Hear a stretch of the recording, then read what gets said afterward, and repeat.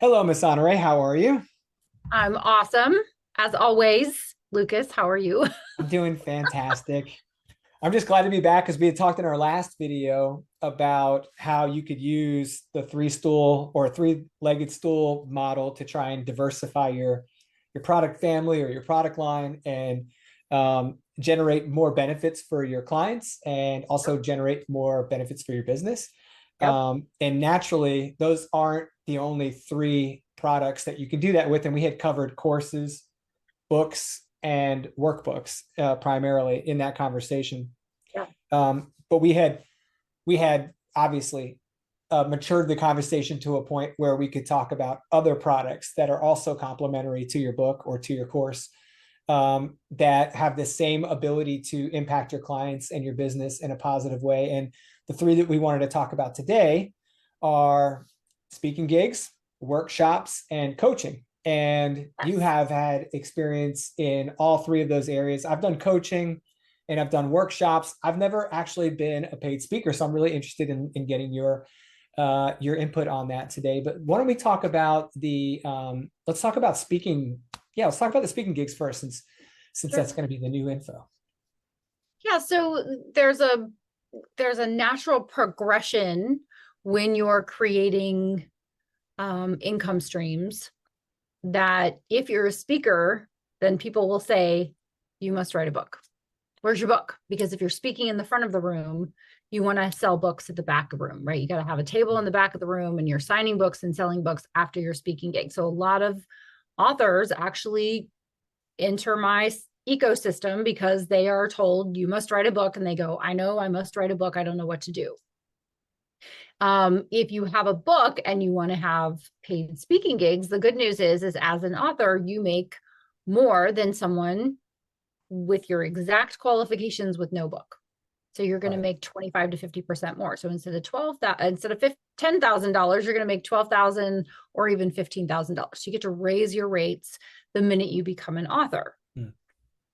Um, Building a speaking business is a really interesting process. You have to have a speech. You have to have expertise that people want to pay for. You have to be a good speaker. You have to be able to think on your feet, and you have to be able to recall information. You have to be able to connect with the audience. So there's a lot that goes into being a speaker, most importantly, being an effective speaker, being a speaker that can connect with the audience, that can read an audience, because as a speaker, you're carrying Hmm. the energy of the audience, right? Right. There's this saying that's the speed of the leader is the speed of the pack. Well, there's also something that says the energy of the speaker is the energy of the room. And if the room doesn't have any energy, it's not the room's fault. It's on the speaker. Yeah. Right. So a lot of times I actually one of the speaking engagements I did a few years ago, I spoke after the CEO of the company, and he was a pretty good speaker, but he was talking all about the data. This is how many products we've sold. This is the performance of the company. And it was like, but when I got up on the stage, everyone was like, oh, please, Lord, let her give us something. So I actually had to bring more, to the stage. The thing that you want to have as a speaker is a book. You want to have a book that people can buy. And I want to just give people who are thinking, gosh, if I were to write a book and I'm a speaker, what would I write it about? Well, this is my first advice that I got from Mark Victor Hansen. When he met me, he said, what do you do? And I said, oh, I'm Honoree. I'm a coach and a speaker. And he was like, oh, that's cute. You must write a book. And I'm thinking to myself, no college, no writing class, no clue. What could go wrong? Right. No And, fear. well, I did have a little bit of fear, but to be fair, I am and always have been fairly fearless, right? I don't know what I don't know, and I don't Right. overthink it. I just kind of go with it. But he said, if you have a speech that you've given that's popular, write that down. Make that your first book. And the presentation I had been giving, uh, which is funny, right? Funny when I get to the book title, was um, 7 habits to now the book is called Tall Order, but it was 7 ways to organize your life and double your success in half the time. Like, so it was like these 7 things that I would talk about at Rotary clubs and to, organizations. And then I started getting paid for it. But it was the thing people wanted to hear. They were like, how do I double my success? How do I make more money? What do I do? And so that was what I wrote the book about initially. But or originally, I'm trying to remember the title now, Lucas. Of the speech, or No, of the book. oh. It was like Master Strategies for Explosive Business Growth or something awful, right? It was the worst title in the entire world. So when someone's like, I've got my title, and they give me like what is not a great title, I'm like, I'm going to tell you from experience, do not publish the book with the bad title, with the horrible self-made cover. Like, don't do this. This is what you do not do. Don't go here, right? So writing that first book, and then redoing it 6 months later with professional guidance and support was a really good idea. Yeah. But if you're wondering what you would write your book about, it's what you're speaking about. And if you're wondering what you would speak about, it's what you've written about. Those two are interchangeable and can inform and influence each other. So I guess one of my biggest questions I've always had about speaking, because again, I've done a lot of public speaking. It was actually my job in the military. Like one of my primary jobs for 4 years was to be a workforce manager. A lot of recruiting, a lot of retention, a lot of like going out and speaking about like program statuses and doing all these presentations. But that's not a paid gig. And it's a way different deal when you have to go do that outside of like, this is expected of the roles and responsibilities of your job, right? Like you said, the CEO of the company getting up in front and talking in front of their company and talking is kind of expected with that role. But then you come in as a paid speaker. And the first thing I've always thought when I saw a paid speaker or a guest speaker come in, it wasn't like, what do they actually have to offer? Because I assumed that someone who hired them had already gotten through that part. But I always wondered, and I do this with comedians too, how much is that just straight up recall of something you like? Is it you memorizing word for word a speech you've written, and then you just get up and deliver that? Or is it a lot of it, theme based, and you speak about those themes, and you have the skill of obviously doing that live? How does that? There's so much in there, what you just said, but I'm going to respectfully disagree with you about paid speaking versus what you did. Mm-hmm. Because when I wanted to have a speaking career, launch a speaking career, one of the things that I did was use my experience in direct sales and network marketing, doing 11 billion in-home presentations and opportunity presentations. I took those same skills and I honed them for professional speaking. When you do a lot of speaking like you did in the military, so I'm really not talking to you, although I'm talking to you, I'm talking to the people that are watching that are going, you know what, I actually have a ton of speaking experience, but just not on a stage, and I haven't been paid. So that must be different. And I want to say that the bones are the same. I want to say that the number of hours that you have to speak in order to be able to just be a professional and just keep going, regardless of like pay no attention to the fact that everything's on fire, right? Like that someone is having a conversation off to the side, or someone's phone is ringing, or the fire alarm is going off. As a professional, all of that has to go away, and you just have to be able to focus. And so probably all those presentations you gave in the military, much like me doing a whole lot of in-home presentations in military housing with everyone there and all the kids running around upstairs, right? It felt like the ceiling was going to come in at any second. It sounded like the ceiling was going to come down, that military housing that's like single wall construction, right? Like I had to just keep going as though nothing was happening. And so you build that muscle of being able to stand and deliver, and to handle people that are talking to you that are having a good time, and handle people that are talking to you and asking questions to like get your goat, like stuff like that. So I would venture to guess that you could make a lateral transfer very easily to speaking, because you're comfortable speaking in front of the room. A lot of people are afraid of that. A lot of people don't feel like they can speak on their feet. So back to your question of like, how do you do that? I learned memory pegs. I learned the concept of memorizing. So there are some people that are like card counters, or they'll like remember everybody's name. Well, speakers can remember points. So Mm, one of the things that I learned how to do, even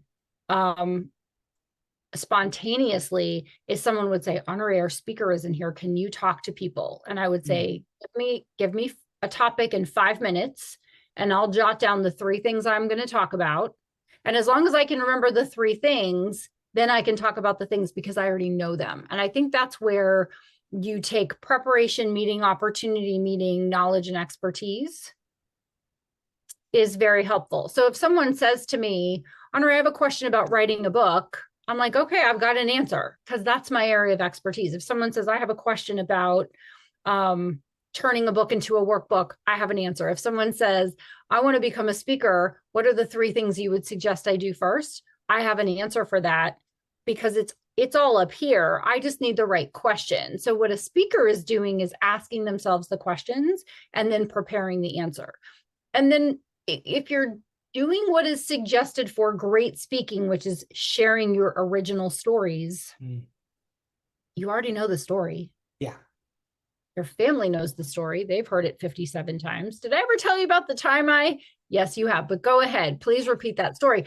All you're doing is giving people knowledge, actionable content, and then sharing a story that they can relate to, because we find ourselves in stories. So speakers that don't do as well don't have any stories. They don't have oh yeah, I wrote the worst book and published the worst book ever, including had a typo on the back, so I feel your pain.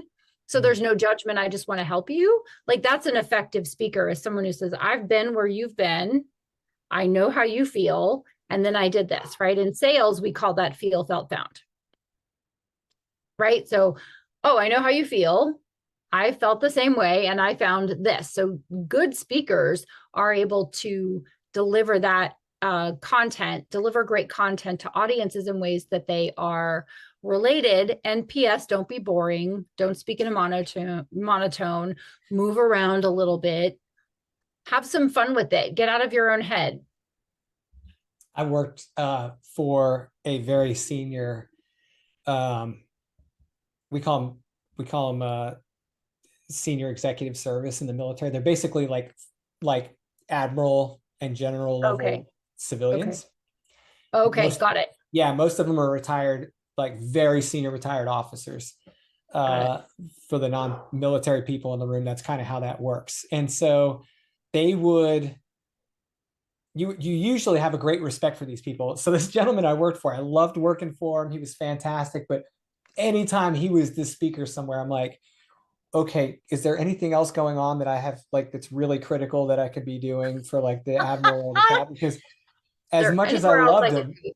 yeah, he just couldn't hold the room, but he had so much great stuff to say. So that really resonates, that you have to like kind of master the craft, or at least get your craft of speaking down to the point where you can engage and hold the room, and then the rest of it comes along with, refining your message. That's awesome. I love that, and that's something that.